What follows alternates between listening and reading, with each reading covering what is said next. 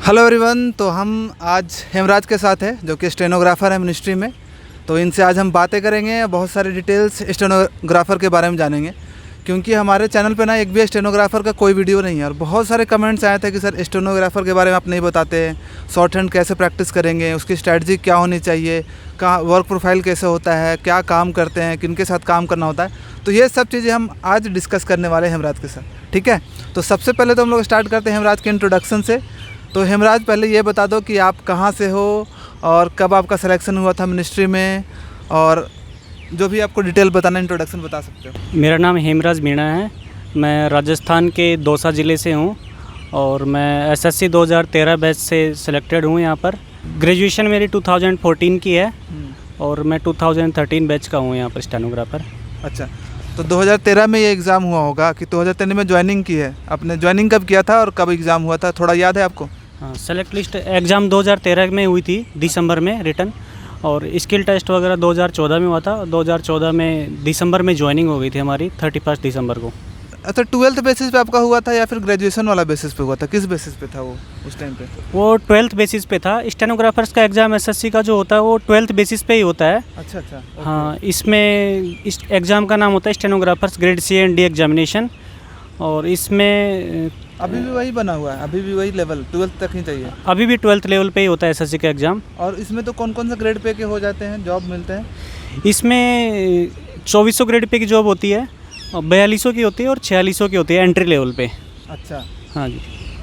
Okay. 4600 वाले कहाँ कहाँ, मतलब रैंक पे डिपेंड करता होगा? अगर आपका अच्छा रैंक हुआ तो 4600 हो गया? हाँ, रैंक के हिसाब से अलॉट होता है ये। 4600 के लिए जिनकी रैंक अच्छी होती है उनको 4600 मिलता है। जैसे एमईए में 4600 है, अच्छा। इलेक्शन कमीशन में है और एएफएचक्यू में है। कई सारे डिपार्टमेंट्स हैं एसएससी में जो सीधे 4600 पे होती है वहाँ पर ग्रेड सी आपका की। उस टाइम पे कितना रैंक आया था, याद है?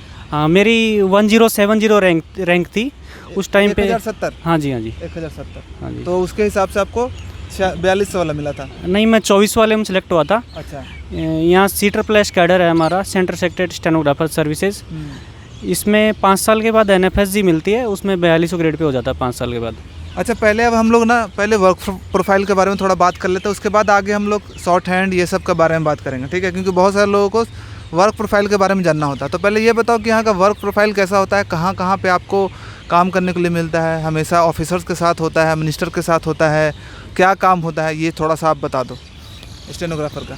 स्टेनोग्राफर्स की पोस्टिंग ऑफिसर, हायर ऑफिसर्स के साथ होती है। नॉर्मली क्लास 1 ऑफिसर के साथ होती है। उनके एज ए PA काम करना होता है, और मिनिस्टर ऑफिस में भी कई बार पोस्टिंग होती है। तो काम का तो मतलब मिनिस्टर ऑफिस में भी रहती है और ऑफिसर्स के साथ भी रहती है क्लास 1। मतलब कि आपको, लेकिन वहाँ अगर ऑफिसर्स के साथ है तब तो आपको अटेंटिव रहना पड़ता होगा ना, कि कभी भी कुछ भी आ सकता है, कुछ भी कॉल आ सकता है, तो आपको ऑफिसर से कनेक्ट करना होता है। हाँ, कैसा हाँ। वर्कलोड कैसा होता है? वर्क प्रोफाइल में ऑफिसर का स्टाफ होता है, पर्सनल स्टाफ बोलते हैं उसको, उसमें काम करते हैं स्टेनोग्राफर्स, और ऑफिसर के एज ए PA काम करते हैं। तो उसमें टेलीफोन हैंडलिंग वगैरह और लेटर्स वगैरह ऑफिशियल ये सब काम होते हैं। अच्छा, यही करना होता है। अच्छा, इसके साथ अगर कोई चाहेगा पढ़ना, अगर हायर स्टडीज़, तो कर पाएगा कि थोड़ा सा मुश्किल लगता है आपको इस जॉब के साथ? हायर स्टडीज़ कर सकते हैं, चाहे जो अगर मन में सोच लिया है कि मुझे करना है तो वो कर सकते हैं। हायर स्टडी या फिर कॉम्पिटिटिव एग्जामिनेशन कोई?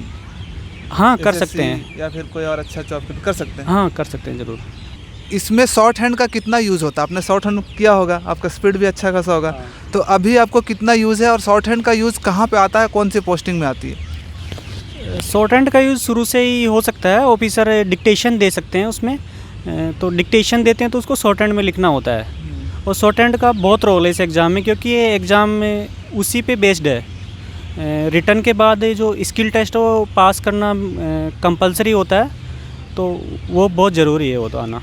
अच्छा, एक चीज़ और, इसमें प्रमोशन एस्पेक्ट्स क्या क्या हैं? अगर कोई 2400 में ज्वाइन करता है तो कहाँ, कौन से लेवल तक जा सकता है, जैसे टिल रिटायरमेंट, या फिर कोई अगर 4600 जॉब में ज्वाइन करता है तो वो कहाँ तक जा सकता है, ये थोड़ा बता दो। एसएससी में अलग अलग डिपार्टमेंट्स हैं, उनके अपने अलग अलग रूल्स हैं सबके वैसे। लेकिन मैं यहाँ सेंटर सेक्रेटरीट में हूँ, तो यहाँ पर स्टेनोग्राफर जो आता है वो 2400 पे ही आता है पिछले कुछ सालों से। यहाँ पे 4600 वाले की सीधी भर्ती नहीं होती, तो 2400 वाले को 5 साल बाद NFSG बोलते हैं उसको, 4200 मिलता है। 4200 ग्रेड पे, और उसके 10 ईयर्स के अप्रूव्ड सर्विस में 4600 होता है, और डिपार्टमेंटल एग्ज़ाम होता है 5 ईयर्स के अप्रूव्ड सर्विस के बाद। तो वो पास कर लेंगे तो उसके हिसाब से प्रमोशन हो जाएगा, वरना सीनियोरिटी कोटे से होता है, वो तो 10 साल की अप्रूव्ड सर्विस में होता है। यानी 3-4 प्रमोशन मिल जाएंगे इसमें पीए होता है पहला प्रमोशन, पर्सनल असिस्टेंट, उसके बाद सेकंड होता है प्राइवेट सेक्रेटरी, वो गजटेड ऑफिसर होते हैं, और उसके बाद पीपीएस होता है प्रिंसिपल प्राइवेट सेक्रेटरी, उसके बाद सीनियर पीपीएस होते हैं सीनियर प्रिंसिपल प्राइवेट सेक्रेटरी, उसके बाद पीएसओ होते हैं प्रिंसिपल स्टाफ ऑफिसर। वो सब तो नहीं पहुंच पाएंगे लगता है कि ये 2400 वाले नहीं पहुंच सकते हैं, क्योंकि बीच में कोई और लोग नहीं आते इस कैडर में, ये अच्छा, जो यही लोग जाते हैं लास्ट तक। इसका मतलब इसमें promotion aspects as compare to जो सीएसएस उसमें अच्छा है, आई ये थिंक तो कह नहीं सकते। अच्छा, कह नहीं सकते इसमें, ठीक है। हाँ, ये हो सकता है कि अब अलग अलग टाइप के क्राइटेरिया होते हैं, इसमें अलग होता है, आगे कभी नहीं। लेकिन ये है, मुझे लगता है कि इसका प्रमोशन एस्पेक्ट्स ना एज़ कम्पेयर टू सीएसएस थोड़ा सा बेटर है। जो सीएसएस में एसोस का होता है 3 प्रमोशन के बाद इन लोग जब पीपीएस तक बन सकते हैं, तो इसका प्रमोशन ज़्यादा बेटर है। और इसका जो वर्क प्रोफाइल है सारे मिनिस्ट्रीज़ में ही होती है मैक्सिमम, अगर दिल्ली में होती है तो। अगर आपका रैंक अच्छा आएगा तो आपको 4600 ग्रेड पे भी मिल जाएगा एमईए में और इलेक्शन कमीशन में। AFHQ। हाँ, और वहाँ से प्रमोशन एस्पेक्ट काफ़ी अच्छा है। और अगर एमईए में अगर आपका होता है तो आप विदेश भी जा सकते हो, ठीक है, होता है ना। ये सैलरी की बात करते हैं कि 2400 ग्रेड पे वाले को कितना सैलरी मिलता है, और अभी आपको 4200, अभी के हिसाब से आपको कितना मिल रहा है, मतलब मोटा मोटी अंदाज़ा, एकदम एग्जैक्ट नहीं। 2400 में 25,500 बेसिक होती है, उसके ऊपर जो डीए है, एचआरए हैं, टीए है, वो सब मिला के बनेगी।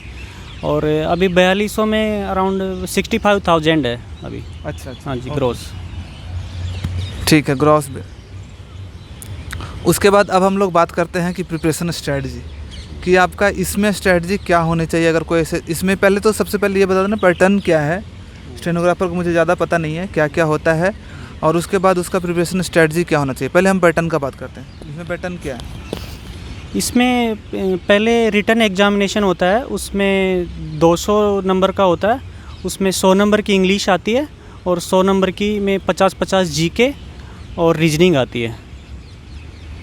अच्छा, तो यानी कि वही, यानी 200 नंबर जैसा कि प्री सीजीएल प्री होता है, सीएचएसएल प्री होता है, उसी टाइप में इसमें भी होता है, ठीक है, प्री एग्ज़ाम। फिर शॉर्ट हैंड कब होता है इसके में? इसमें रिटन का रिजल्ट आता है, उसमें शॉर्ट हैंड के लिए जो क्वालिफाई होते हैं उनका ही शॉर्ट हैंड होता है। अच्छा, तो सिर्फ और शॉर्ट हैंड में कितना स्पीड चाहिए होता है, कुछ आइडिया है? सबके लिए इक्वल होता है या फिर अलग अलग 4200 4600 लोगों के अलग अलग? इसमें grade C and grade D होता है, तो ग्रेड डी के लिए 80 की स्पीड 80 की स्पीड से होता है, और ग्रेड सी के लिए 100 की स्पीड से स्किल टेस्ट होता है, हिंदी इंग्लिश जिस भी लैंग्वेज में देना चाहें उसमें। अच्छा, शॉर्ट हैंड सीख कहाँ से सकते हैं लोग? शॉर्ट हैंड यहाँ दिल्ली में कई जगह सिखाते हैं, और कई राज्यों में भी इसके इंस्टीट्यूट है, तो वहाँ पर सिखाते हैं। कितना टाइम लगेगा अगर शॉर्ट हैंड कोई प्रैक्टिस करता है तो कितना टाइम में सीख सकता है अगर अच्छे से सीखे इसमें ये पर्सन टू पर्सन डिपेंड करता है वैसे, लेकिन नॉर्मली 6 मंथ मिनिमम चाहिए हैं, लेकिन 1 साल तक तो ठीक, मतलब अच्छी स्पीड हो जाती है। अच्छा,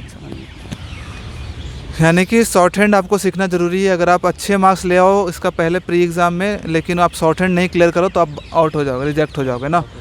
तो शॉर्ट हैंड सीखना बहुत इंपॉर्टेंट है। और अगर आपका 80 का स्पीड, 60 और 80 बोले ना, 80 और 100 80 और 100 चाहिए। 80 का स्पीड से नॉर्मल, सी के लिए, बी के लिए, सी के लिए चाहिए ना, डी के लिए 80 और डी, अच्छा डी के लिए 80 चाहिए, और बी के लिए जो 4600 वाले हैं उसके लिए 100 चाहिए होगा ना स्पीड। 100 की स्पीड। तो स्पीड अच्छा खासा शॉर्ट हैंड में होना चाहिए, तभी आपको ये स्टेनोग्राफर का पोस्ट मिलेगा। स्ट्रैटजी तो बाकी वही होनी चाहिए जैसे बाकी सीएचएसएल का है, सीजीएल का है, जो कि मैंने काफ़ी स्ट्रैटजी बना दिया, वही फॉलो करोगे प्री की एग्ज़ाम के लिए, वही है। बस स्टेनो के लिए कितना घंटे प्रैक्टिस करना चाहिए, क्या करना चाहिए, ये थोड़ा सा बता दो। आप कितने करते थे वो बता दो। मैं बहुत प्रैक्टिस करता था इसके लिए, क्योंकि स्टेनोग्राफी एक कला है, ये प्रैक्टिस से आएगी।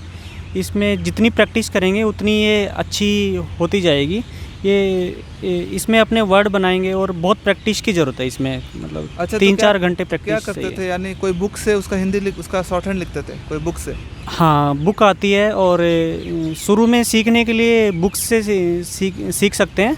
उसके बाद जब बेसिक हो जाती है तो अखबार से भी डिक्टेशंस लिख सकते हैं, और कोई जैसे एशिया की बुक्स है उनमें से भी लिख सकते हैं, निबंध की बुक्स में से या भी। फिर कोई आदमी स्पीकर बोल रहा है तो तुम उसको लिख सकते हो यूट्यूब पे वीडियो पे चला करके। हाँ, ऐसे भी यूट्यूब पे वीडियोस भी हैं, उनको भी लिख सकते हैं। एसएससी में 10 मिनट का डिक्टेशन होता है, तो वैसे टीचर्स क्लास में भी डिक्टेशन देते हैं और यूट्यूब पर भी अच्छा, अवेलेबल उसका है। टेस्ट कैसे होता है वो इसका ये वाला शॉर्ट हैंड का टेस्ट कैसे होता है, वहाँ पे क्या डिक्टेशन कराया जाता है? हाँ, स्किल टेस्ट में एसएससी में बहुत अच्छा होता है।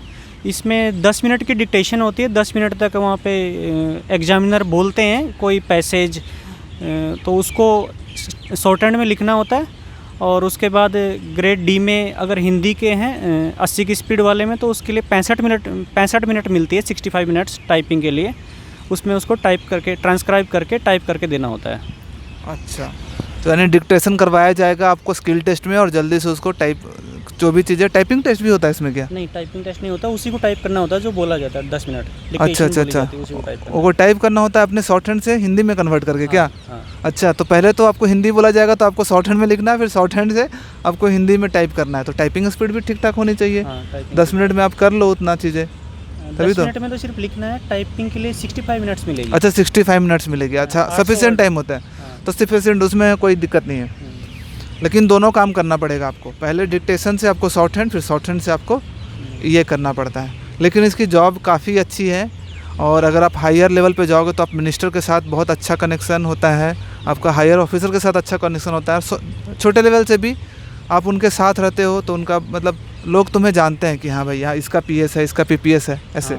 ठीक है। शॉर्ट हैंड में भी कुछ लैंग्वेजेस होते हैं क्या? शॉर्ट हैंड में क्या क्या चीज़ें होती है, टेक्निकलिटीज़, वो मुझे बता दो, क्योंकि मुझे नहीं, मतलब जो देख रहे हैं उनको बता दो कि क्या क्या चीज़ें होती है, और तो क्यों, ताकि उनको समझ में आए कि क्या करना है। ठीक है, शॉर्ट हैंड में कैसे ऑप्ट करना है, क्या करना है। शॉर्ट हैंड 2 लैंग्वेज में होती है, यहाँ हिंदी और इंग्लिश में।